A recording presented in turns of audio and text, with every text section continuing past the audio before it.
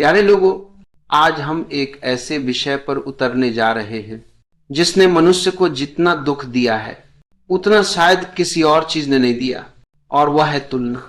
मनुष्य दूसरों से कम नहीं है, मनुष्य बस खुद से दूर है।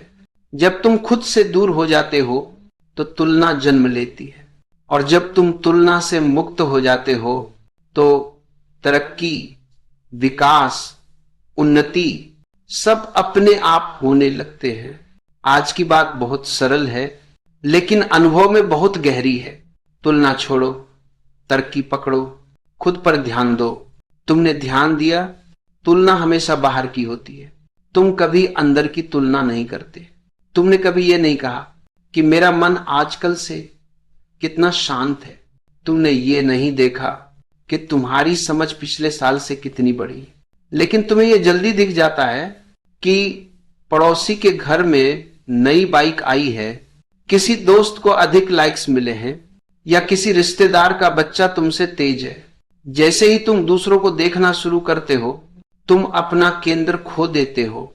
तुम्हारा ध्यान बाहर बह जाता है, और जहां ध्यान बाहर बहता है वहीं से तुम खुद से खाली होने लगते हो। यही तुलना की शुरुआत है।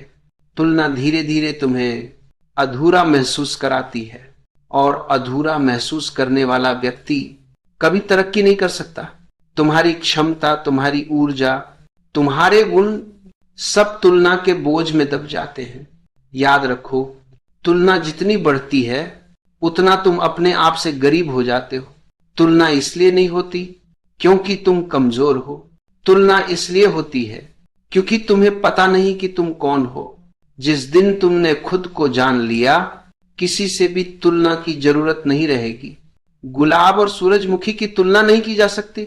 दोनों सुंदर हैं लेकिन अलग हैं। वैसे ही तुम किसी और जैसे बन ही नहीं सकते। तुम बस अपने जैसे ही बन सकते हो।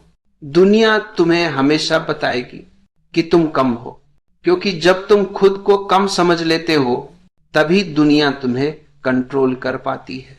तुलना समाज का सबसे पुराना हथियार है।